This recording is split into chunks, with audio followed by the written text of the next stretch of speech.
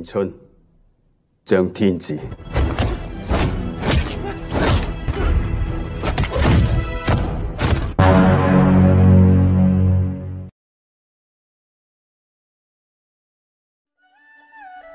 Halo Sobat Rebahan, sudahkah Anda berkelahi hari ini? Ketemu lagi dengan Teteh Yuli.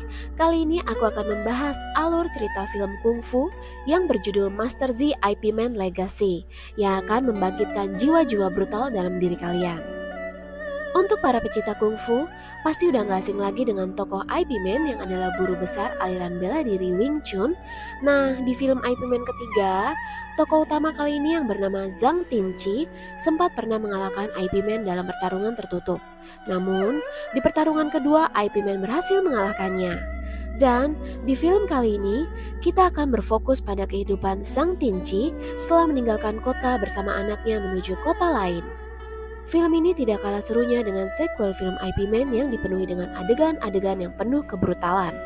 Oke Sobat Rebahan, gak usah berlama-lama lagi, kita langsung menuju ke pembahasan filmnya ya. Setelah sempat viral karena berhasil mengalahkan beberapa para guru kungfu dan menantang legenda IP Man untuk berduel, seperti yang kita tahu bahwa IP Man telah mengalahkan Qinji dalam duel tertutup, dan setelah kalahannya, Qinji pun pergi meninggalkan kota bersama anaknya Afeng. Setelah meninggalkan kota dan tempat perguruannya, kini perekonomian Qinji pun tak stabil, yang membuatnya harus bekerja sebagai pembunuh bayaran. Hingga suatu hari, saat Qinji telah cukup mengumpulkan modal, Qinji pun memutuskan untuk pensiun dari pekerjaan haram ini, tapi sang bos belum mengizinkan Qinji untuk pensiun. Sempat berdebat hingga mereka terlibat perkelahian satu sama lain.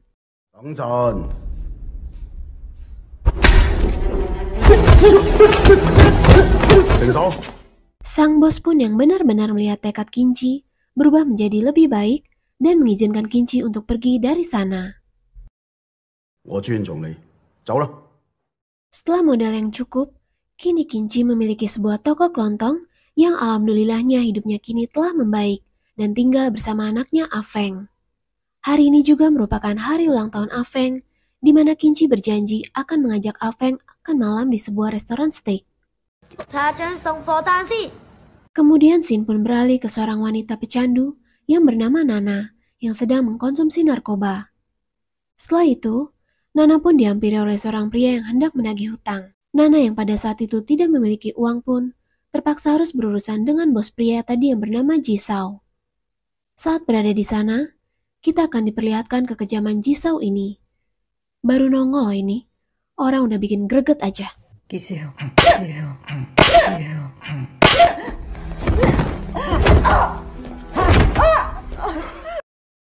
Setelah itu, Nana pun diminta untuk menghubungi siapa saja sekarang juga yang mampu membayarkan hutangnya.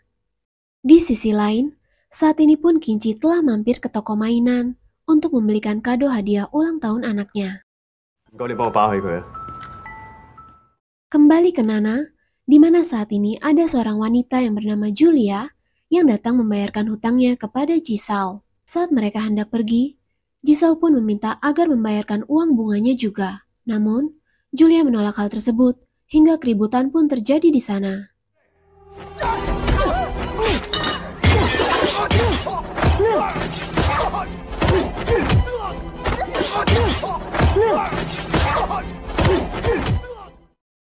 Ternyata tidak hanya cantik, Julia juga memiliki kemampuan bela diri yang sangat mahir. Di tengah-tengah keributan, Jisao pun sengaja merusak kado milik Qinji yang kebetulan sedang lewat di sana. Bukannya meminta maaf, Jisao malah berbuat seenaknya. Sontak hal tersebut membuat Qinji marah dan mengajar semua sampah di sana.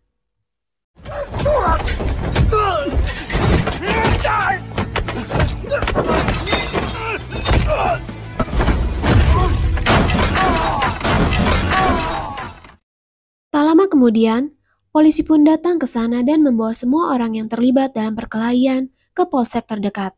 Mereka semua diinterogasi oleh polisi di sana. Namun, setelah Jisao selesai berbicara dengan komandan polisi, kita sebut saja Rojak, dan para bawahannya diperbolehkan pulang saat itu juga. Saya, Anda, kita semua pasti sudah tahu apa yang telah dilakukan oleh Jisao. Kita nggak perlu bahas lagi lah, toh hal itu sudah lumrah di kehidupan sekarang ini. 報告。吓， This is an order。錄完你咪走啦。 Malam harinya, setelah pulang dari polsek, Kinci pun bergegas untuk pulang ke rumahnya karena telah berjanji dengan Afeng. Setelah sampai, Kinci pun bergegas ke sebuah restoran untuk merayakan ulang tahun Afeng. Saat sampai di restoran, ternyata restoran itu telah tutup. Ini adalah David, sang pemilik restoran. Saat itu, Afeng cukup dibuat kecewa karena Kinci tidak bisa menepati janjinya. Namun sebagai seorang ayah, Kinci pun berusaha untuk mengembalikan senyum Afeng dengan memberikannya hadiah.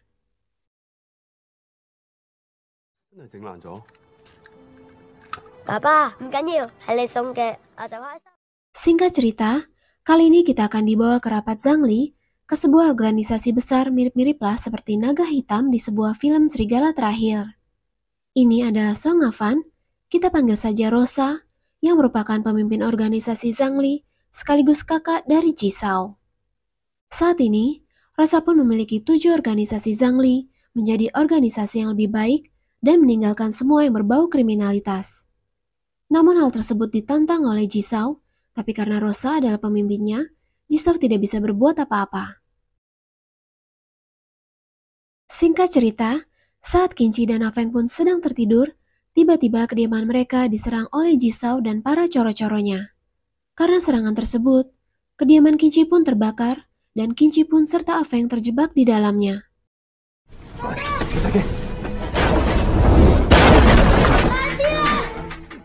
Kinci yang saat itu terjebak pun berusaha untuk menyelamatkan diri dan beruntungnya Kinci berhasil keluar dan segera pergi dari sana. Namun saat Kinci melarikan diri, ada beberapa cecurut yang mengejarnya. Dan saat Kinci melihat Julia, Kinci pun menitipkan Afeng kepadanya. Dan setelah itu,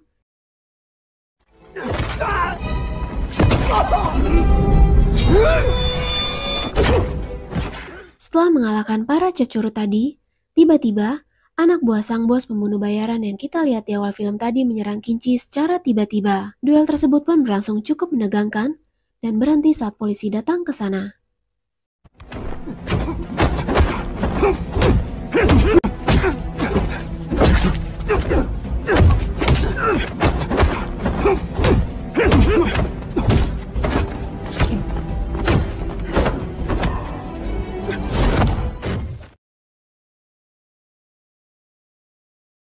Kemudian Afeng pun kini sudah berada di rumah sakit dan mendapatkan perawatan. Lagi dan lagi, Rojak pun mendapatkan suapan dari Zhangli, hingga polisi pun menyatakan bahwa kebakaran di rumah Kinci merupakan murni kecelakaan. Meskipun sudah adanya saksi dan bukti penyerangan, namun hal tersebut tidak akan berpengaruh jika lawannya adalah uang. Untuk saat ini, karena Kinci tidak ada tempat tinggal, Julia pun mengajaknya untuk bertemu dengan kakaknya yang bernama Fu, tapi kita panggil saja Rian. Julia meminta izin kepada Rian untuk memperbolehkan Kinci tinggal bersamanya. Awalnya Rian tidak mengizinkan, namun Julia mencoba meyakinkan Rian. Karena tidak ingin memiliki hutang budi, Kinci pun dengan sukarela bekerja di bar Rian. 我唔會欠你，我喺啲酒吧打工。 Kemudian Julia pun mengajak Kinci ke rumahnya, yang ternyata di sana Julia hanya tinggal bersama Nana. Mungkin jika Anda menjadi Kinci, Anda sangat bersyukur dan berkata, "Wah, beruntung sekali saya ini." Di tengah malam, Kinci pun masih tidak terima dengan apa yang telah dilakukan Jisao kepada dirinya. Kinci pun memutuskan untuk balas dendam dengan melakukan apa yang telah dilakukan oleh Jisao dan para cucurutnya.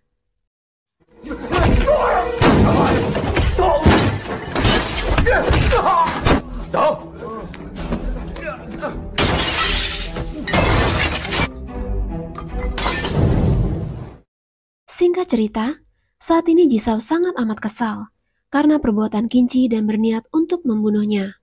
Namun tak lama kemudian, Rosa datang dan berkata, "Ini adalah hasil dari perbuatanmu sendiri dan jangan lakukan aksi balas dendam." 我自己會處理。 唔准報仇。 Kemudian saat di bar, Kinci pun bertemu dengan Rosa untuk pertama kalinya. Di sana Rosa pun memperkenalkan dirinya sebagai kakak dari Jisao dan memberikan cek kepada Kinci sebagai ganti rugi atas apa yang telah dilakukan oleh Jisao. Namun Kinci menolak hal tersebut karena menurutnya mereka telah impas hingga Rosa dan Kinci sepakat untuk tidak melakukan kegaduhan lagi. Selanjutnya saat ini Jisoo sedang bersama rekannya yang bernama Harry, di mana pada saat ini Jisoo yang sedang curhat mengenai kakaknya yang sering melarangnya ini itu. Sebagai rekan yang sesat, Harry pun memberikan masukan kepada Jisoo untuk berani memulai jalannya sendiri.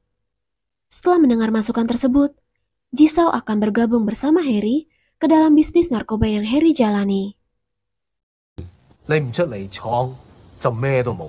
我同你拍檔要發財，我哋一 Saat ini Rian dan Kinci pun sedang berbincang-bincang sembari ditemani anggur merah.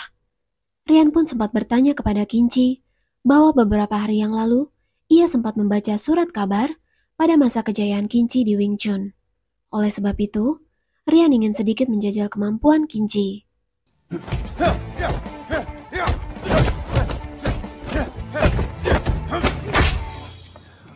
死仔包啊！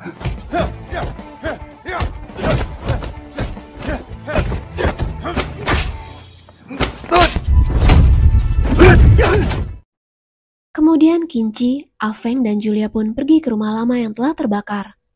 Saat di sana, semua barang sudah hancur dan sudah tidak ada yang bisa diselamatkan, kecuali mainan Batman yang diberikan Kinci kepada Afeng. Dan dari sinilah hubungan antara Julia dan Kinci semakin merekat.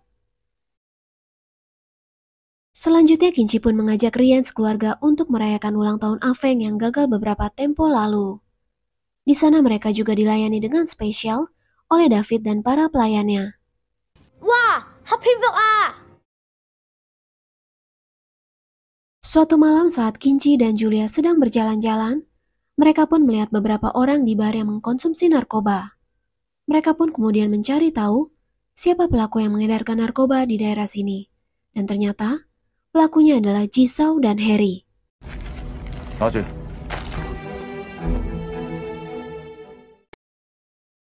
Kemudian kita semua akan dibuat terkejut saat mengetahui bahwa bandar narkoba terbesar di Hong Kong adalah David, pemilik dari restoran steak yang kita anggap baik. Nah kan, saat berada di sana, David tampak kurang suka dengan adanya Jisoo. Namun tiba-tiba, Jisoo langsung menodongkan pistol ke arah Harry dan membunuhnya saat itu juga. David yang melihat tindakan Jisoo pun cukup kagum dan mereka mulai bersepakat untuk bekerja sama. 你真係一個廢柴咯！ Why are you? Sir?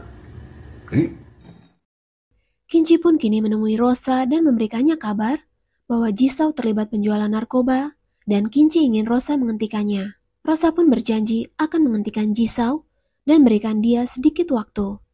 臭世記喺酒吧街販毒。你俾少少時間我。好， Singkat cerita, saat ini kita akan melihat Nana yang jackpot karena kebanyakan minum. Saat sedang muntah, Nana melihat bungkusan narkotika di sana. Saat Nana mengambilnya, datang dua orang anak buah Jisoo dan langsung membawanya ke hadapan Jisoo. Mereka pun mengira bahwa Nana ingin mencuri narkoba itu. Jisoo langsung mencekokkan narkoba dengan dosis yang tidak wajar. Dan setelah itu, mereka meninggalkan Nana begitu saja. Biadab sekali, bukan?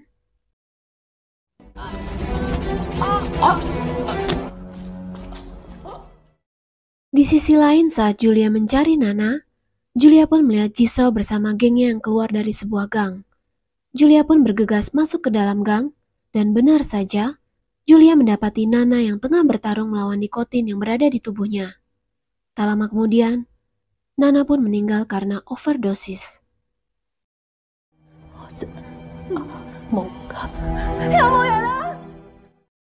Kemudian saat ini Rosa pun tengah mengajak Jisoo untuk bicara baik-baik.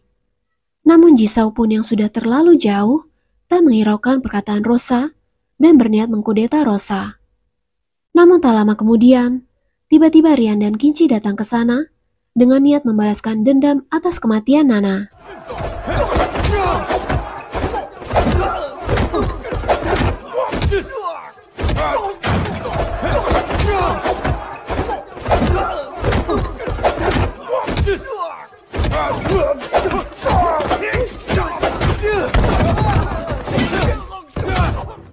Setelah mengalahkan berpuluh-puluh cecurut yang tidak ada apa-apanya, Rian pun terlibat duel dengan bawahan Rosa dan terlihat Kinci duel dengan Rosa. Rosa juga sempat bertanya, mengapa mereka menyerang Jisoo?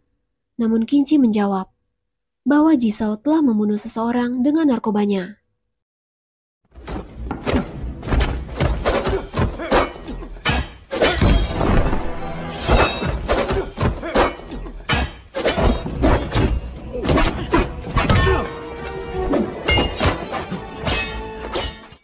Kedua part duel tersebut pun berlangsung dengan epik. Rosa yang mengaku adiknya pun telah salah, langsung memotong tangan Jisoo sebagai bayaran atas apa yang telah ia lakukan. Awalnya Rian ingin nyawa dibalas nyawa, namun Kinci mencoba menasihati Rian dengan mengakhiri pertarungan ini dan memusnahkan narkoba yang berada di kota ini. Singkat cerita, David dan Rojak pun sedang membahas masalah mereka, di mana Rojak sudah tidak bisa lagi melindungi David untuk saat ini. David pun memakluminya, namun David memiliki permintaan terakhir sebelum ia menutup bisnis ini, yaitu kematian Rian. Malam harinya polisi pun melakukan penggerebekan di bar milik Rian. Awalnya Rian mencoba berbicara dengan Saikid, namun Saikid tidak memiliki kendali apa-apa. Saat polisi melakukan pengecekan, ternyata Rian sedang dijebak, di mana para bajingan ini sengaja mengeluarkan narkoba, seolah-olah narkoba itu ditemukan di bar milik Rian.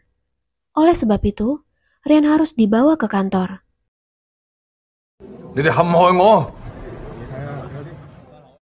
Namun bukannya dibawa ke kantor, Rian justru dibawa ke sebuah gudang kosong, di mana di sana David sudah menunggu kedatangan Rian. Awalnya David menyuruh Rian untuk memakan steak sebagai makanan terakhirnya, tapi Rian terus membantah perkataan David. David yang sangat kesal pun dengan Rian langsung menghajarnya. Meskipun sempat melawan, tetap saja Rian tidak bisa menang melawan David.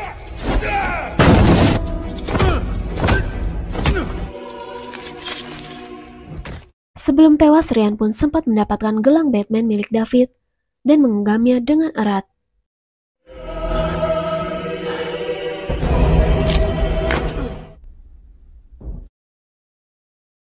Saat di rumah sakit, polisi pun mengatakan bahwa Rian telah tewas melarikan diri dan jatuh dari atas tebing.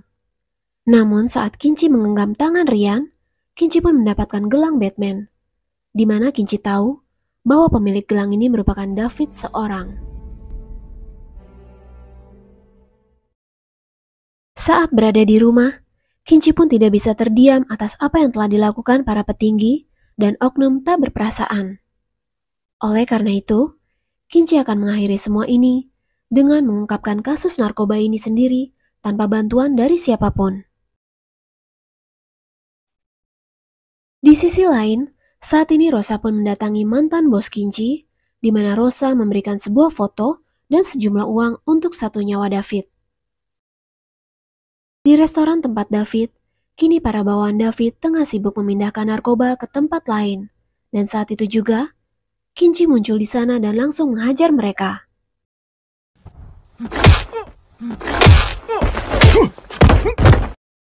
Kemudian Kinci pun masuk ke dalam sambil membawa beberapa bukti. Dan inilah final fight antara Kinci melawan David si petinju mematikan.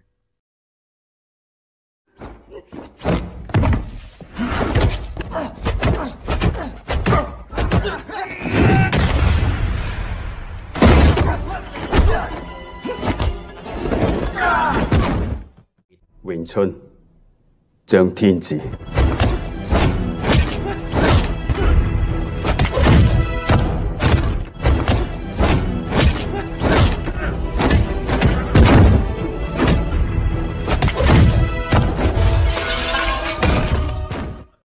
Setelah David terpojok, tiba-tiba Rojak dan para antek-anteknya datang ke TKP. Karena Rojak adalah aliansi dari David, pasti Kincilah yang bersalah. Saat ingin dibawa, para warga yang berada di sana tidak terima karena hanya Kinci yang ditangkap. Sempat terjadi kericuhan, hingga Saikid pun memberanikan diri untuk melawan Rojak, di mana Saikid membawa bukti narkoba yang berada di mobil David.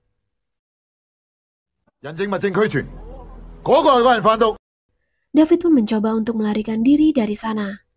Namun dalam perjalanannya, ternyata anak buah bos pembunuh bayaran telah menunggu David di sana. Saat David lewat, ia langsung membunuh David di tempat.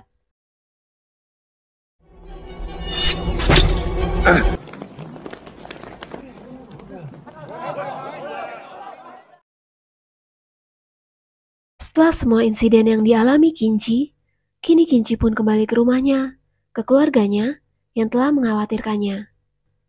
Dan film pun selesai. Oke sobat rebahan, bagaimana filmnya? Lumayan menegangkan kan? Aku menyarankan untuk kalian nonton filmnya langsung ya, karena cukup banyak adegan seru yang aku nggak tayangin. Akhir kata dari Skila Cinema, jaga kesehatan selalu dan terima kasih sudah menonton video ini.